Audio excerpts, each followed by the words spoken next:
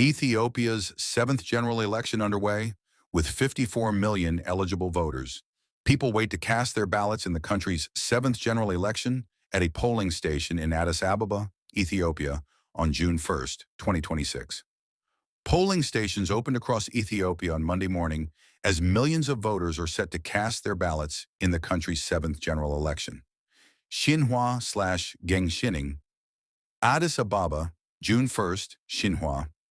Polling stations opened across Ethiopia on Monday morning as millions of voters are set to cast their ballots in the country's seventh general election. According to the National Election Board of Ethiopia, NEBE, more than 54 million people out of Ethiopia's estimated 130 million population are registered to vote, with youth and women forming a significant number of the electorate. High turnout. After about 52,000 polling stations opened nationwide at 6 a.m. local time, voters lined up in long queues from early morning in the country's capital of Addis Ababa.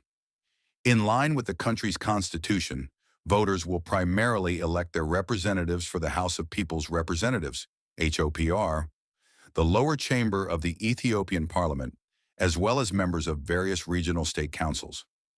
Debel Kebeta, commissioner of the Ethiopian Customs Commission, voted at Wareda 8 polling station in Addis Ababa. The high turnout shows how Ethiopians are committed to shaping the future of their country through the ballot box, he said. At a polling station in the Alem Bank neighborhood in the outskirts of Addis Ababa, a 23-year-old voter, Khalid Baru, was waiting for his turn among a large crowd, marking his first-time participation in an election. "I came here very motivated, as this is my first experience of voting," Baru told Xinhua.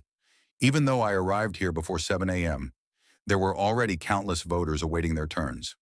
The young voter emphasized his commitment to exercising his right by voting for a party capable of ushering the country to a better future. The voting process will last for one day, as all workplaces across the country, except essential service providers, are closed on election day to facilitate smooth voting. 42 parties in race data from the NEBE showed that a total of 42 political parties are contesting in the general election, fielding more than 10,000 candidates under their banners, while 80 independent contestants are also running to secure seats in the HOPR and regional legislatures. In Ethiopia, the political party or coalition that secures the majority of seats in the HOPR forms a government and selects the prime minister, who holds the highest executive power in the country.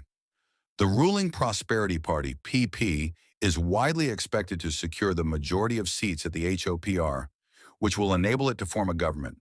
The PP won 410 seats out of 484 contested in the HOPR during the 2021 election. According to local media, out of the total 547 seats in the HOPR, 501 seats are up for grabs during the current general election. Meanwhile, in some constituencies, the election is not carried out due to security reasons, with some experts highlighting the fragmented nature of oppositions. Parties such as the Ethiopian Citizens for Social Justice and the Ethiopian People's Revolutionary Party have also caught the attention of many voters during the campaigning period. International observers deployed. International observers, mainly from the African Union, AU, and the Intergovernmental Authority on Development, IGAD, have been deployed across different parts of the country to monitor the electoral process. Led by former Kenyan President Uhuru Kenyatta, the 73-member AU Election Observation Mission to Ethiopia is drawn from 37 African countries, including African envoys accredited to the AU, officials of election management bodies, members of civil society organizations, election experts, human rights specialists, gender and media experts, as well as representatives of youth organizations, according to the AU. The East African Bloc, IGAD, has also deployed a 26-member observer mission, led by Uganda's former Vice President Speciosa Wandira Kazibwe. In Addis Ababa, both missions were seen actively observing Election Day procedures, including the opening of polls and voting. They are also expected to inspect the closing, counting, and tabulation at polling stations. Observers are expected to release their respective preliminary statements on their findings and assessment of the conduct of the election a few days after the general election.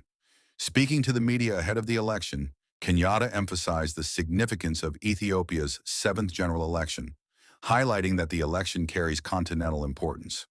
Emphasizing that the 55-member Continental Organization's role in election observation extends beyond monitoring polling day activities, the former Kenyan president described the AU's commitment as part of a broader effort to strengthen democratic institutions across Africa through mutual learning and the sharing of experiences among countries across the continent.